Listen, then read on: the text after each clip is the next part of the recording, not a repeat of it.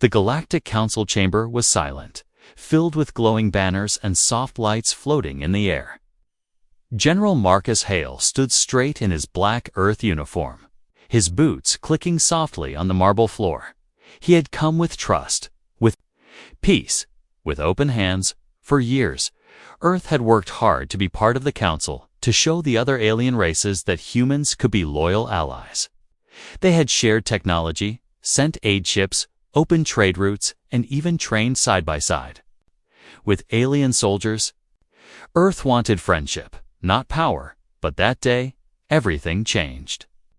The 12 council members sat around him, tall and strange in their golden chairs.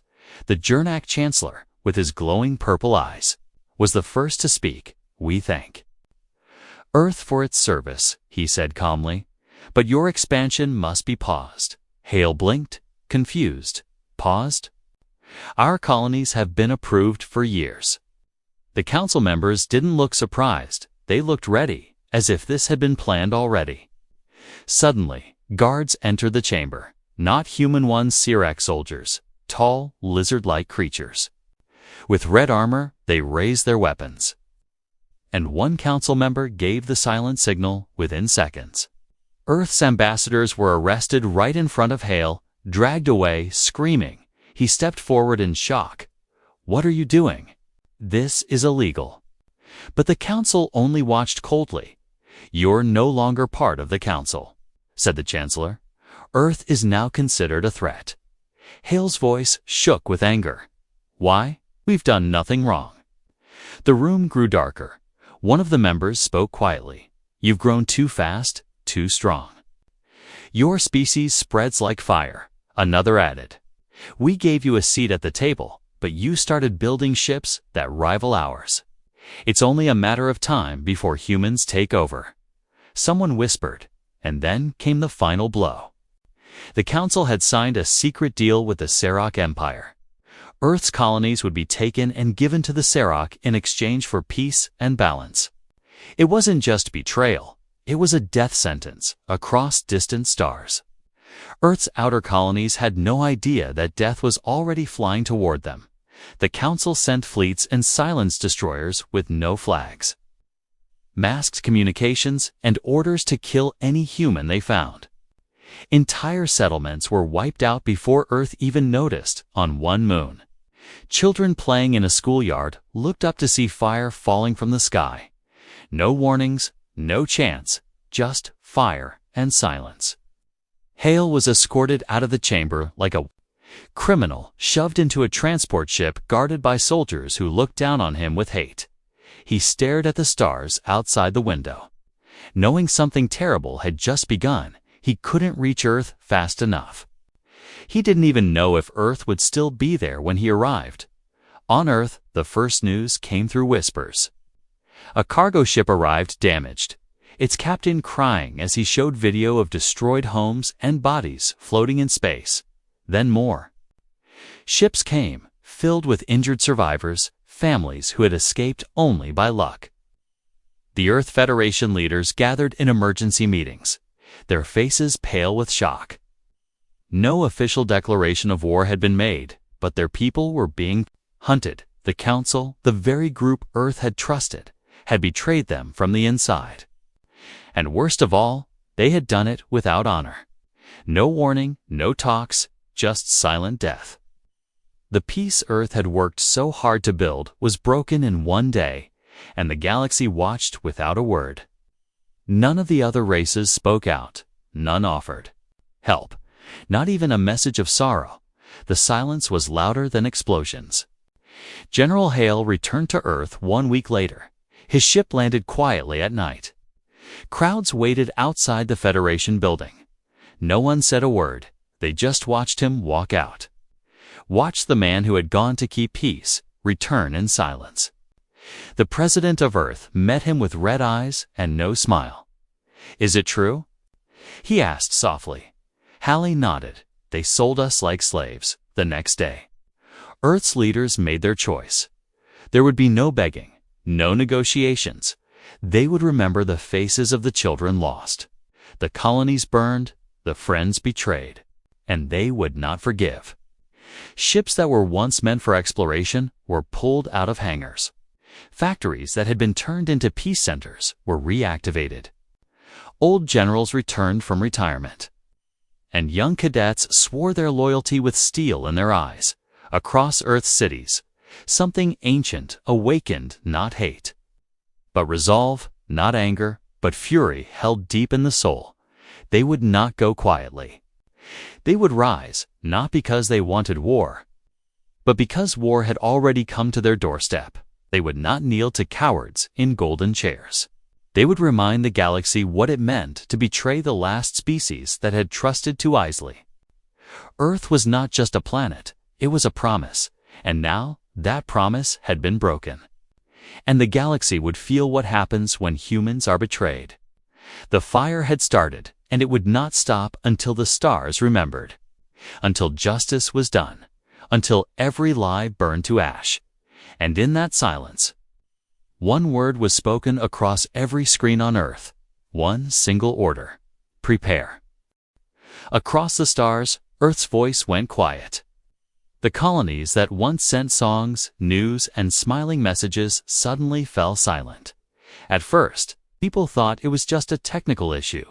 Maybe a satellite had gone down, or solar storms had hit the signal paths, but soon, silence turned into fear.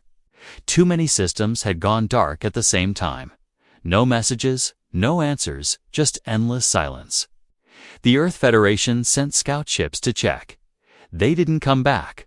One by one, brave crews disappeared, leaving behind only confusion and rising tension. Families who had loved ones in the colonies started begging for answers.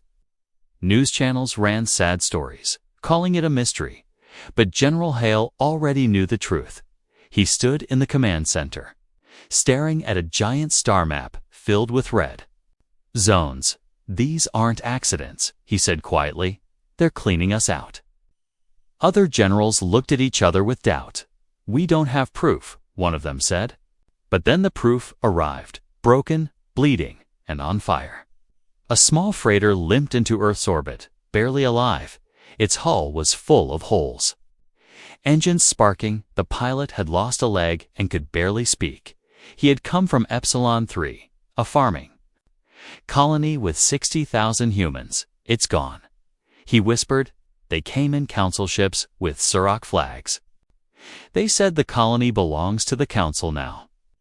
Emergency response crews tried to save him, but he died before they reached the medbay. Before he passed, he gave Hale a data chip. The footage inside was horrible: screaming children, burning homes, Surak warriors cutting through farmers with long plasma blades. And above all, council warships just watching from orbit, doing nothing, saying nothing, allowing the blood to spill. That night, Earth didn't sleep. Every news screen replayed the images. The truth could no longer be hidden. The council had betrayed them completely. Even those who once believed in peace, who trusted the aliens, now stood in silence, hearts broken, hope turning into something else. At the Earth's Federation Hall, leaders met behind closed doors. The room was dark except for the flickering map. On the wall, red zones spread wider each day. Dozens of colonies already lost, hundreds more in danger. A young commander asked, "Are we at war?" Hale didn't answer right away. He looked at the stars for a long time. Then he said, "They've already started it. We're just late to realize it." The president gave a simple nod. "No more waiting," he said. "We protect what's left, and we bring our people home." But Hale didn't just want to protect. He wanted answers. He wanted justice. He wanted to show the council that Earth wasn't a weak, easy target. It was time to wake the sleeping giant within hours. Earth went into full military readiness. All long-range ships were called back. Shipyards that had been quiet since the last Star War lit up with fire and steel. Robotic arms began building new hulls faster and stronger than ever before. Engineers worked day and night. AI systems woke up after years of sleep, guiding weapon designs and fleet coordination. The old Earth fleet had been built for peace, for escort missions and rescue operations. But the new fleet? It was born from betrayal. Each ship had a name: justice, remembrance, fury, vengeance, mercy lost, names that told the story of a wounded planet ready to fight back. General Hale stood on the bridge of the first completed warship. He looked at the stars again, but now his eyes were different, cold, focused, ready from this day forward. He said to his crew, "No human dies alone in the dark." The crew saluted, their faces set in stone. They all had lost someone, and now they had purpose. The council, meanwhile, acted like nothing had happened. They gave speeches about galactic safety and balancing power. They claimed Earth had been too aggressive and needed to be retrained. But their smiles were fake. Behind closed doors, they were afraid. They had expected Earth to beg, to cry, to fall apart. Instead, Earth was rising like a storm. Some alien traders started whispering in back alleys. "They say the humans are coming. I heard they built a ship that cloaks in open space." They don't talk anymore. They just move. Fear was spreading among the stars. But the council still pretended to be calm. They didn't understand yet. This wasn't just war. This was betrayal answered with fire. And Earth had learned. From every war, every failure, every sacrifice. They had studied how the council fought, how they lied, how they played politics. Now, all that knowledge would be used against them. Back on Earth, people prepared in their own way. Mothers told their children stories of courage. Artists painted murals of the colonies that were lost, and soldiers trained harder than ever before. Humanity had been betrayed, but they were not broken. They were united, and when the time came, they would not ask for permission.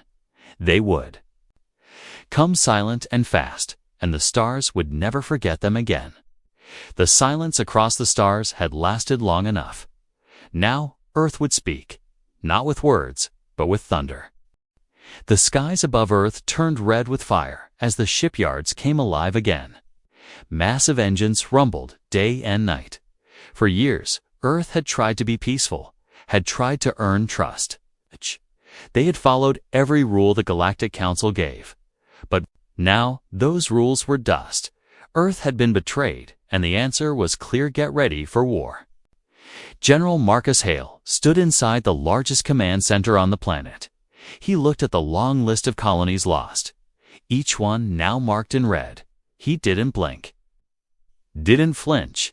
He had promised himself one thing: never again would a human. Colony B left alone. In the past, Earth's space fleet had been light.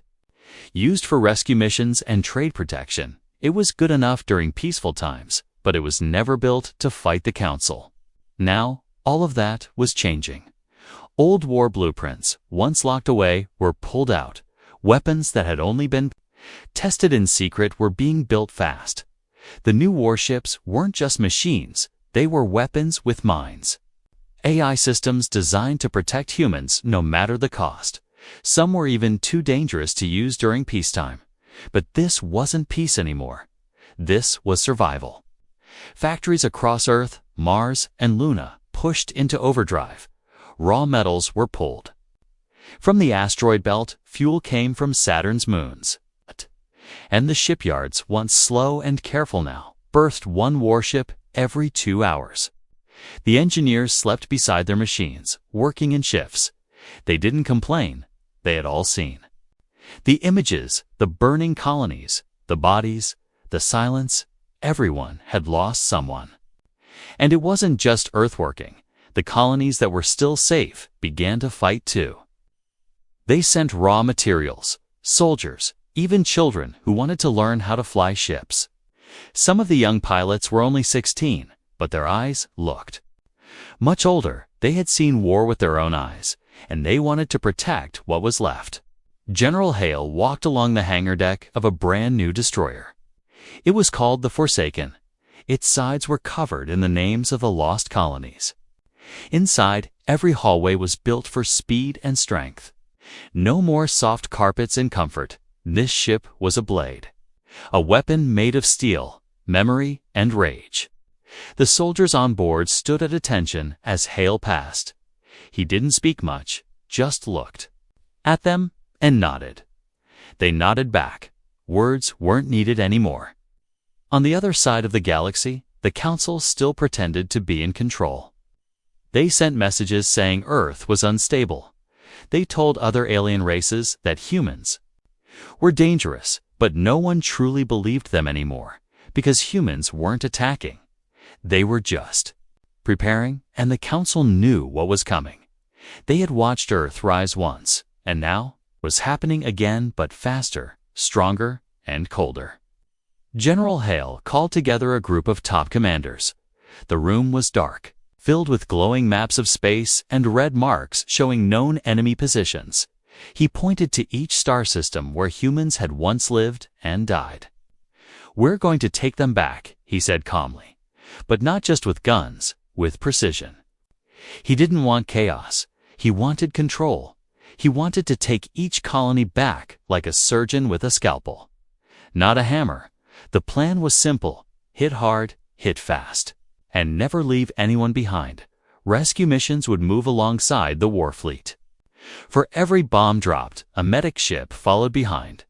This wasn't just revenge. This was reclamation. This was homecoming. Some alien races who weren't part of the Council began watching closely. They had once laughed at humans, called them soft. Now they saw a storm forming, a storm with a human face. And many of them started to wonder, maybe the Council had made a terrible mistake. On Earth, people stopped being afraid. Instead, they became determined. Artists painted murals of ships rising like phoenixes. Children were taught names of the fallen colonies like sacred words. Even songs changed, no longer about peace, but about rising after betrayal. And in every city, you could hear people say the same words. They thought we would beg. They thought wrong. Meanwhile, the Council began to panic in secret. They hadn't expected Earth to move so fast. They thought humans would collapse. That fear would break them, but humans didn't break. They built, they remembered, and they prepared. Within just 3 months, Earth had over 200 new ships. Ready, some had weapons never seen before: gravity bombs, solar lances, even silent AI assassins. These ships weren't just military machines, they were messages. Messages written in steel that said, "You should have never touched our people." And leading them was Hale, the man who once stood in peace among the Council, now standing at the edge of war. He looked out at the fleet and said one sentence: "We don't want war, but we will finish it." The countdown had begun, and the stars would soon see what happened when Earth truly stood up, not in peace, but in fury. The stars were quiet when Earth's fleet began to move. No loud speeches, no dramatic music, no final warnings. Just ships, hundreds of them sliding through space like shadows with glowing eyes. Each one had a name carved into its side. Not names of heroes, but names of the colonies lost. Names like Epsilon 3, Haven Reach, New Terra, and Whisper Moon. Each name was a memory, a wound that never healed. General Marcus Hale stood at the center of the flagship Vindicator. He didn't smile. He didn't speak much. He simply gave the order: begin. The first stop was New Horizon, a once beautiful Earth colony with lakes, forests, and a peaceful mining town.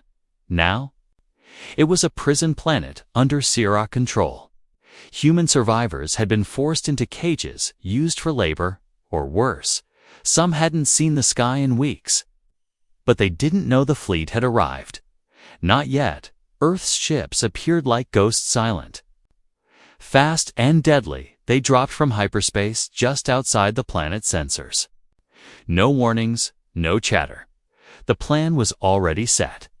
Strike teams landed near the mines first. Elite soldiers in black armor moved like shadows through the tunnels. They took out Sirak guards with perfect silence. One soldier carried a small photo of his sister. She had died on this planet. He didn't blink when he fired. He just whispered, "For her, above." Warships fired controlled blasts at enemy towers. Not to destroy the whole place, but to blind it, cut off their eyes, break their communication. Then sweep in. Within hours, the entire Surak force was defeated. No mercy was shown to the commanders. They had murdered children, tortured farmers, and laughed while doing it. They were not soldiers, they were butchers. And Earth had brought justice. The humans trapped on the planet saw the Earth flags rise again. They cried, some dropping to their knees. One old woman looked at a soldier and whispered, "You came back." He helped her stand and replied, "We never forgot you." In every recovered colony, the story was the same. The fleet didn't destroy everything. It removed the poison and helped the survivors rebuild.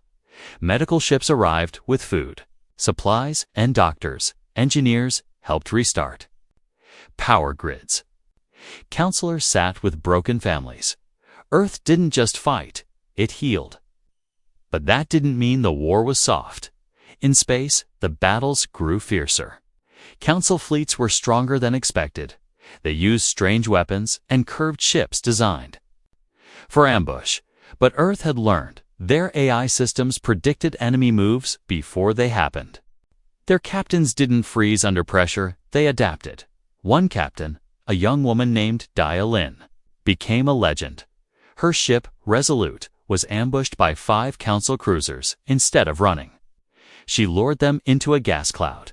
She used magnetic pulses to fry their sensors, then picked them off one by one. Her voice was calm during the whole battle. After it ended, she sent one message back to Earth. "Tell General Hale we're just getting started," as the fleet moved system by system. More colonies were freed. Human survivors began joining the fleet as volunteers. Some became pilots, some joined ground squads, some simply helped clean and repair ships. They didn't want revenge. They wanted to protect others from feeling the same pain they had felt. Aliens from other races started watching more closely.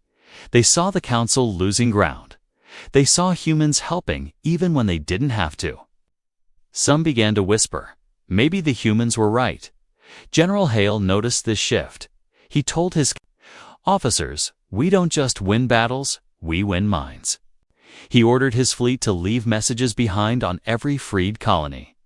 Not threats, but promises. "We are not your enemies unless you become ours. Join us or stay out of our way." The council, for the first time, began to panic publicly. They accused Earth of being aggressive, violent, dangerous, but their words were hollow. Too many aliens had seen the truth. It was the council that started this, and now they were losing control. The Surak Empire began pulling back its ships. They didn't want to fight Earth's fleet anymore. They had thought humans were soft. But they had learned the hard way humans don't stop when they're angry. They build, they fight smart, and they never leave their own behind, back on Earth. People watched the updates with wide eyes and full hearts.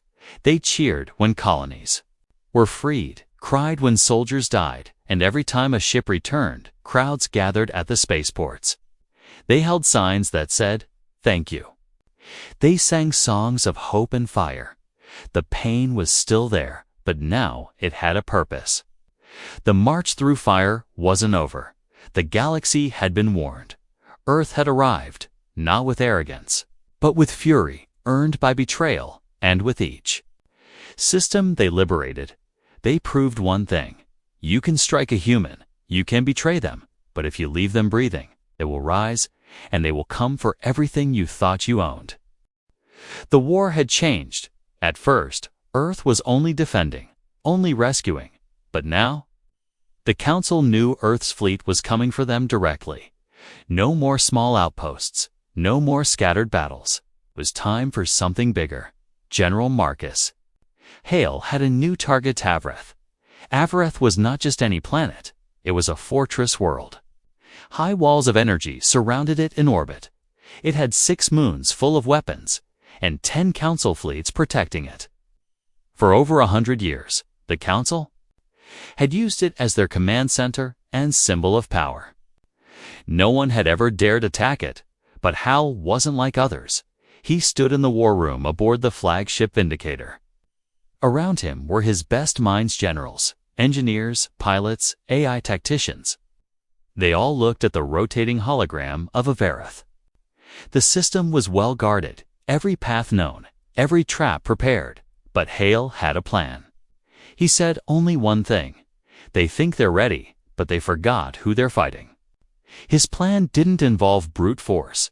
It was built on speed, surprise, and intelligence. Earth had spies inside the Council Nalians who were tired of the lies. They gave Hale the weak points, the blind spots, the shift schedules.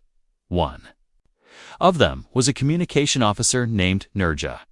She was born on a neutral world, but saw the Council burn her village to cover up a secret lab. Now she wore the Earth badge and swore loyalty to Hale. The attack began at night. Not that it mattered in space, but the timing was everything. Most Council ships were on routine patrol. Some crew were asleep, some planetside enjoying rest. Suddenly, hundreds of small Earth drones entered the system first. They didn't fire, they didn't speak, they just floated quietly and scanned. Then they self-destructed, blinding the self. They blinding the sensors of the outer defenses 5 seconds later. Earth's fleet dropped out of hyperspace, not in front of Averith, behind it, near the 6th moon. No one expected that direction. The Council had always said it was impossible to enter from that angle, but Earth had rebuilt old Ingentazins, made for jumps that could twist space for a few seconds. Enough to make the impossible possible. The battle began. Council ships rushed forward, confused and uncoordinated. They had trained for attacks from the front, not the rear. And not with this kind of speed. Earth's fighters swarmed like hornets. Using tight formations and AI-piloted decoys, larger ships like Judgment, Ashfall, and Glory Reborn followed close behind. Their cannons fired plasma so hot it turned metal into steam on contact.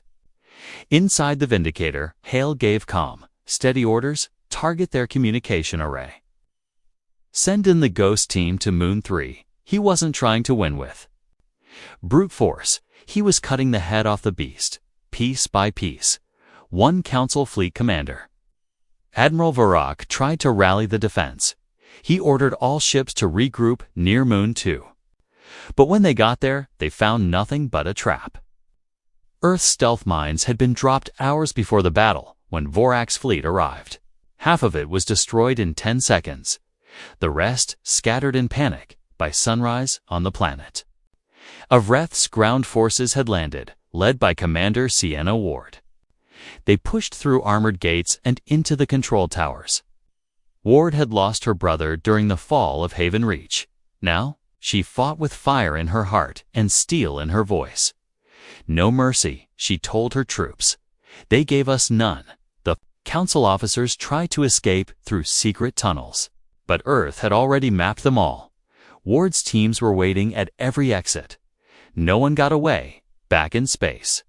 General Hale looked at the burning moons. The fortress world, once a symbol of power, was now smoke and rubble. Hale opened a communication channel to all nearby systems. He said, "To those watching, we did not come to rule.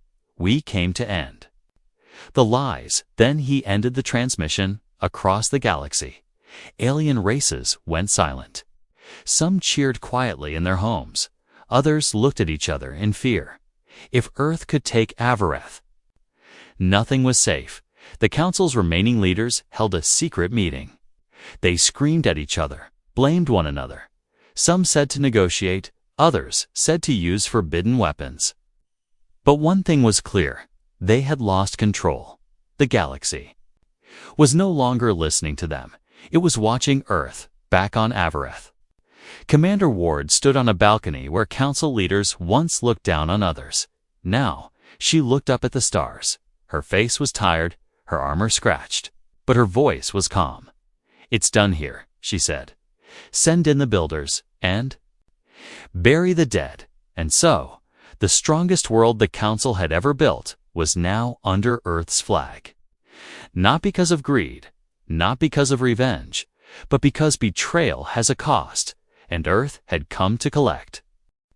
The Council refused to surrender, even after losing Evereth. Even after their fleets were crushed and their command towers burned, they still sent out proud messages. Pretending they were strong, they still called Earth dangerous. They still claimed they had things under control, but General Hale knew the truth. He knew the Council had gone too far, and now he was ready to end it all. The time had come for Earth to activate the last step in Elation Protocol. It was not a weapon, but a strategy, a final move saved only for the worst betrayal. When Hale stood before the Earth Federation, he didn't yell or cry. He simply said, "They have broken all trust, killed our people, and tried to wipe us out in silence. Now we wipe away their power, not with hate, but with justice." The room was silent. Everyone agreed. No more warnings, no more half measures. It was time to bring the Council to its knees. Annihilation Protocol meant striking where it hurt the most on soldiers. But systems, the Council ran on power, money, and secrets. So Hale's fleet went after their supply planets, their banking cores, and hidden labs, every ship that left. A Council port was scanned, traced, and followed. If it was carrying weapons or slave cargo, it was taken down within minutes. No questions, no chances. Earth's war had become something sharp, clean, and precise, one of the most powerful Council. World's Drexelin Prime was attacked at dawn. It had never seen war before. Its skies were full of floating cities and gardens, but deep underground, it held vaults of stolen alien tech and data from tortured prisoners. Earth's infiltration unit landed without a sound. They used gravity. Suits to walk upside down through tunnels, silent as ghosts. Within hours, the vaults were cleared. Files copied and sent across the galaxy, and then Earth's message was sent. This is what the Council hides. This is who they truly are. Photos, audio, and videos spread like wildfire. The whole galaxy watched in shock. Leaders who once defended the Council now covered their faces in shame. The lies had been exposed, and Earth didn't stop there. Another team moved toward Kavaro's Ikes, a deep space relay station where Council orders were broadcast. The team disabled the power grid using pulse drones, then hacked the main signal tower, and for the first time, a human voice filled the Council's own frequencies. General Hale spoke only a few words.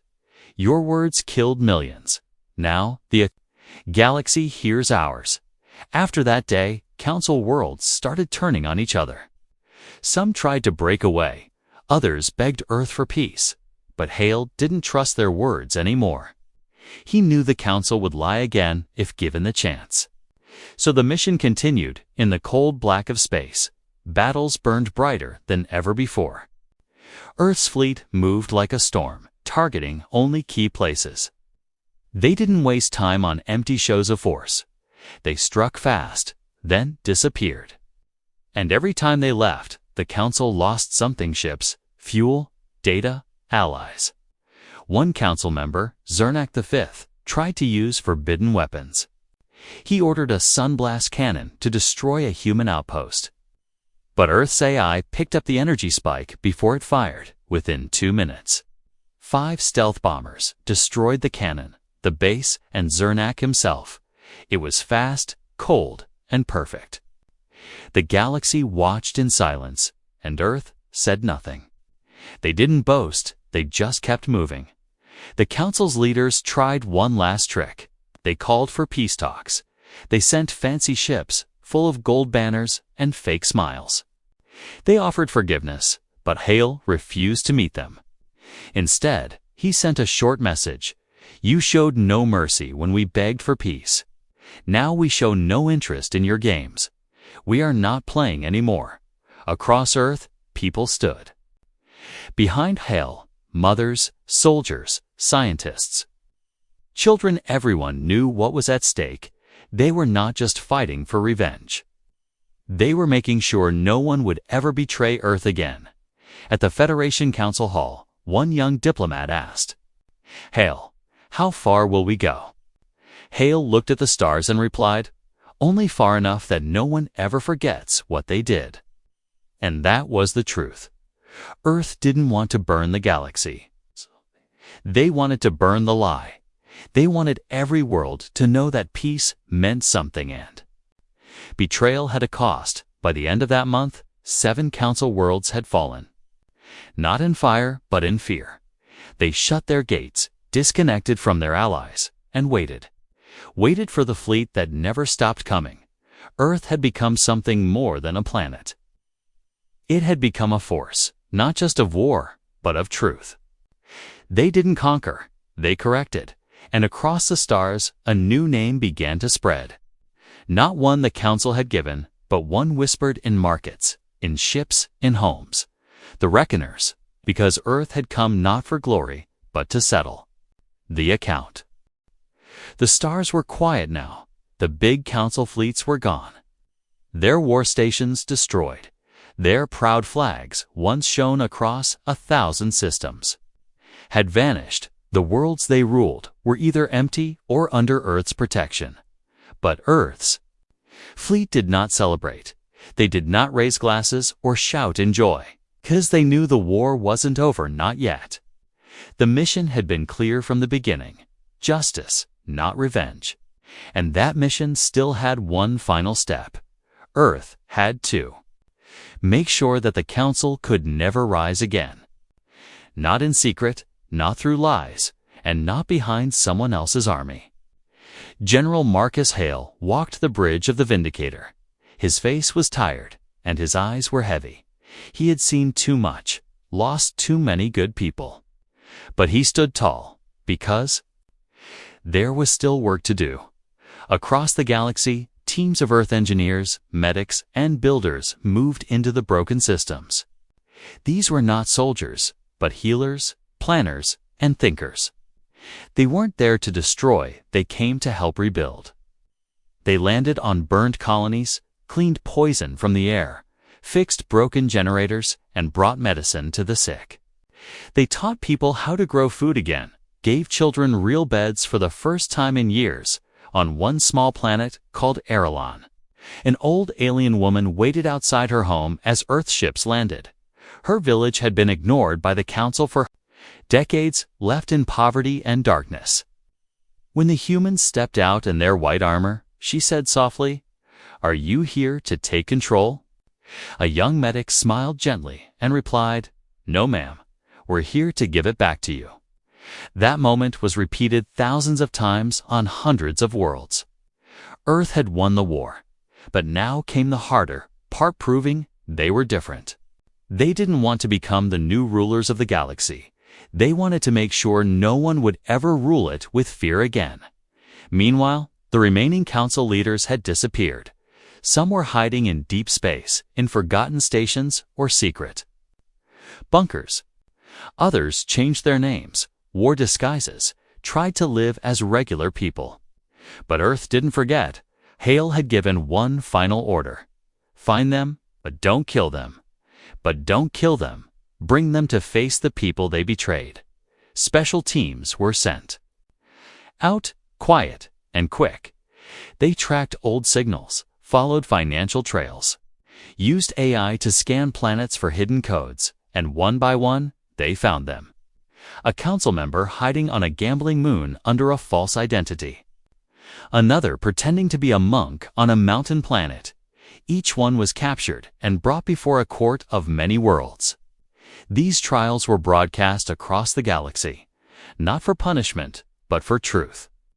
The people heard the confessions, the lies, the secret deals, and then they saw the faces of those who had suffered: colonists, orphans, prisoners. No one cheered when the sentences were read. There was only silence and a quiet breath of peace back on Earth. The people didn't dance in the streets or light fireworks. They planted trees, named schools, after the fallen. In every city, statues were raised not of generals or kings, but of nurses, farmers, children. Refugees, those who had paid the highest price, at the rebuilt Galactic Forum, now led by a mix of species from many free worlds. General Hale stood before a new council, not one of power, but of unity. He was offered the highest seat, a permanent place of leadership, but he shook his head and said, "We didn't fight to rule. We fought so no one would ever rule us again." And so he left the chamber quietly, returned to Earth, and disappeared from the public eye. No parades followed him, no statues were built in his name, but every child learned his story in school. Every captain remembered his lessons, and every soldier whispered his name with respect. The galaxy slowly began to heal. Trade routes reopened, schools were rebuilt, and people started smiling again, and across the stars. One message remained clear, ever again. Would a powerful council use lies to destroy the weak? Never again would silence cover genocide. Never again would Earth be blind. And every time someone asked, why didn't Earth keep the power? They would point to the new worlds, free and full of life, and say, because true strength isn't shown by control, it's shown by letting go. Earth had come in fire, yes, but it left behind light. Years passed, the fires of war had gone out, the council was gone, and peace had returned to the galaxy. But the memory of what happened had not faded. It lived in the hearts of those who survived, and it was taught to every new child born under free skies, on a quiet moon far from the center of the galaxy. A young girl asked her teacher, why did Earth destroy so many places? The teacher, an old alien with kind eyes, smiled softly. He walked to the window, looked out at the stars, and answered, because peace was betrayed. And the galaxy forgot what humans do when they are pushed too far. That girl wasn't the only one asking. Across thousands of planets, people asked the same thing. They wanted to understand why Earth rose in anger, why their ships moved like shadows, and why they didn't stop until the council was ash. So the stories were told again and again, not just of battles, but of what came before the lies, the silence, the pain, and how Earth, once peaceful and trusting, was forced to become something else. In time, the galaxy changed. No single group ruled anymore. Each world had a voice. And Earth didn't sit above them, not as a king, but as a king, but as a friend, but still. No one forgot what Earth had done. It became a warning. Whispered in dark rooms, if you betray the humans, they will come. But Earth didn't want fear. They wanted respect, truth, and peace built on honesty, so they worked harder than anyone else to repair what had been broken. They sent teachers, doctors, builders not to control, but to help. They didn't just rebuild cities, they rebuilt trust on the edge of the galaxy. There was a world named Cyril, once used by the Council to hide weapons. Now, it was a place for orphans, children from every race, every world. They were raised by a mix of humans and aliens working together. They didn't learn hate, they learned history, and one lesson stood above all. Power means nothing without compassion. One of the orphans, a boy with golden skin and large black eyes, once found an old recording. It showed Earth's fleet entering a council system in silence. No music, no flags, just endless ships cutting through space like blades. He watched it with wide eyes and asked the caretaker, were they monsters? The caretaker placed a hand on the boy's head and said gently, no, child. They were wounded protectors, and the galaxy made them draw their swords. Back on Earth, life became simple again. No one built warships anymore, only transport. And science vessels, the cities grew green with trees. The skies clean with bright stars, and in the capital, there was a small garden where people came to remember. Not to cry, but to sit in silence. Each tree had a plaque names of those who died, those who lived, and those who never came back. Every year, on the Day of Remembrance, people from all over the galaxy visited Earth. They didn't come for speeches. They came to light a single candle and whisper a single promise. Never again, General. Marcus Hale never returned to the spotlight. He spent his last years in a quiet mountain village. Far from politics and power, he grew a garden, read books, and sometimes spoke with children who came to find him. He never told them war stories. He told them how important it is to speak up before silence becomes a grave. One day, he passed away in his sleep, holding a photo of his crew. The news reached every world within hours, and for one day, the entire galaxy went silent, not in fear, but in respect. Statues were raised. Yes, but not just for Hale, for all those who stood up, who refused to bow. Even the Council's former worlds placed his name in their halls. Not because they agreed with everything Earth had done, but because they finally understood why it had to be done. Earth had changed the galaxy forever, not through conquest, but by reminding everyone what happens when peace is taken for granted. They didn't become tyrants, they became guardians, and that made all the difference. The stars now looked brighter, trade flowed freely, worlds helped one another, and children played without fear. And when someone asked, why is the galaxy at peace today? The answer was always the same, because once, Earth remembered who it was and made sure the galaxy never forgot. The last words written in the memory garden were simple and clear, burned into a stone for all to see. Betrayal lit the fire, but we chose to rise from it not as conquerors, but as protectors of peace. Forever human, forever unbroken. And so, the story ended not with a scream, but with a promise carried across the stars in silence. Earth came in fury, but left behind hope.